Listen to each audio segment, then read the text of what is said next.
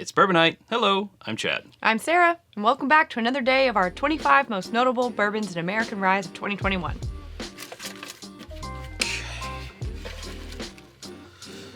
Today, we will be having Remus Repeal Batch number 5.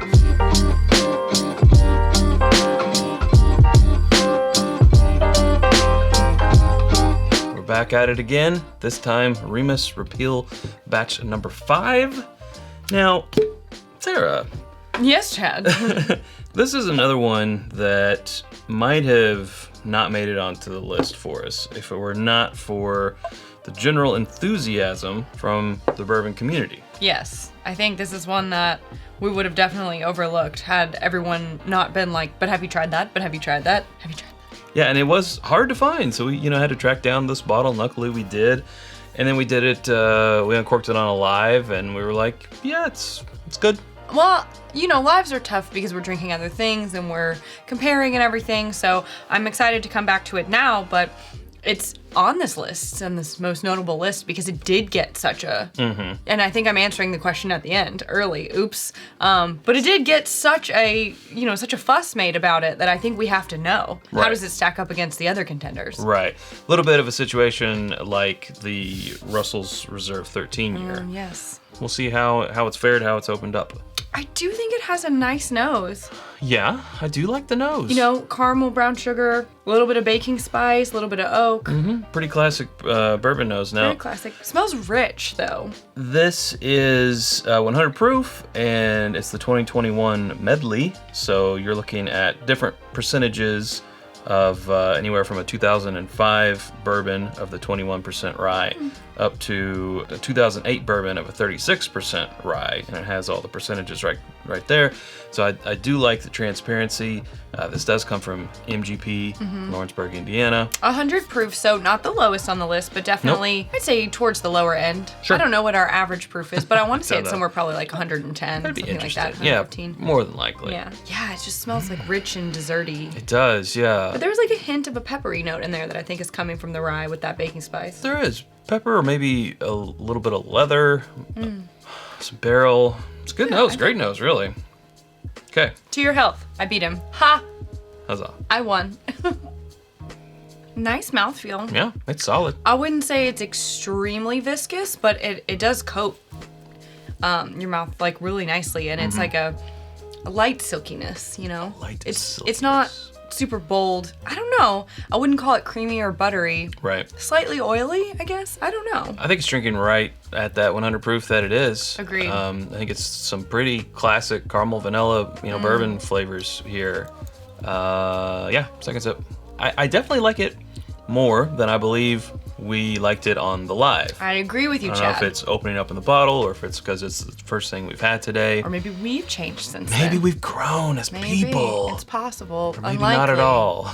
Very unlikely. Unlikely. Yeah, I think on second sip that, that heat on the, not heat, but its presence on the finish kind of grows a bit bolder. And I think it is very desserty in like that caramelized sugars type of way, but I love how it comes in with the oak to kind of balance that out. I'm getting kind of a dark cherry on it. Yeah, okay. A little bit. Or on the finish, after the second sip, as it's sort of settling in, almost sort of like a cola note, maybe a root beer note. A bit of a syrupy, sweet, but not overly sweet. Right. Because it is balanced by that oak and just a little bit of definitely the spice that's coming from the rye, right? Like, is it a baking spice or a pepper? But yeah, it's nice. It's a very easy sip. I was about to say, it's really approachable and it's a good quality, and I love that we're still maintaining this level of flavor and the finish at this proof. Right. Not that 100 proof is, I feel like I always have to preface that. Not that 100 proof is bad. I still like 100 proofs a lot, especially this one is very nice. Great proof. It is a great proof. You know what else is great?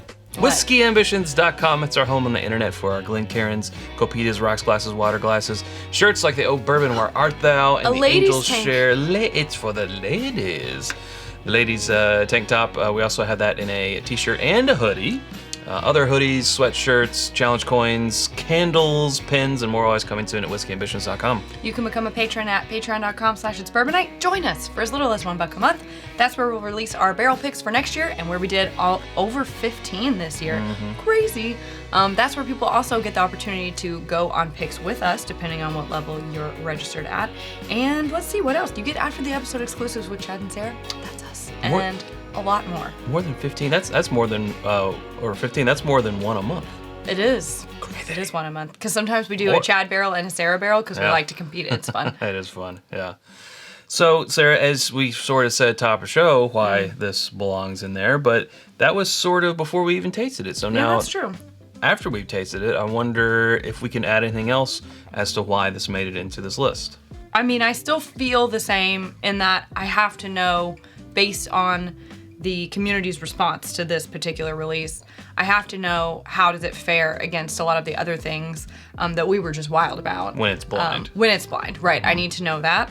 But I will say, upon this revisiting, my opinion of it has definitely increased. I really like the mouthfeel. I think it's a great...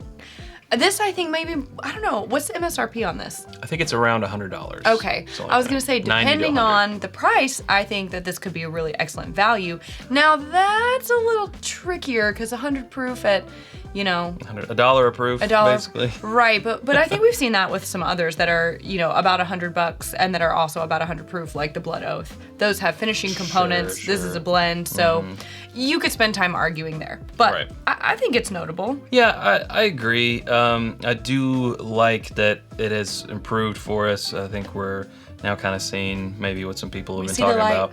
I also want to see where it fares blind.